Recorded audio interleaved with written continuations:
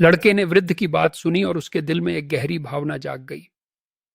वह सोचने लगा कि कैसे प्यार और यादें हमें कितनी गहराई से जोड़ती हैं। पार्क की सुकून भरी शाम में उसने उस बुजुर्ग का हाथ थाम लिया और कहा, आपकी पत्नी हमेशा आपके साथ हैं, उनकी यादें कभी नहीं जाएंगी।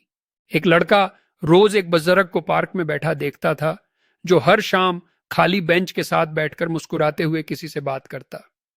एक दिन लड़के ने करीब जाकर पूछा, आप किससे बात कर रहे हैं? बड़े ने हल्की सी मुस्कान के साथ कहा, अपनी पत्नी से, जो पिछले साल यहीं बैठी थी लेकिन अब सिर्फ यादों में है।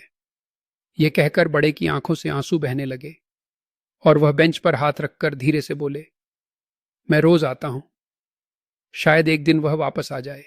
बुजुर्ग ने लड़के की बात सुनी और उसके दिल को छू गई। उसने कहा, तुम सही हो बेटा, यादें अमर होती हैं, वे कभी नहीं जाती। फिर वह दोनों एक साथ शहर की हलचल से दूर उस बेंच पर बैठकर अनमोल यादों में खो गए।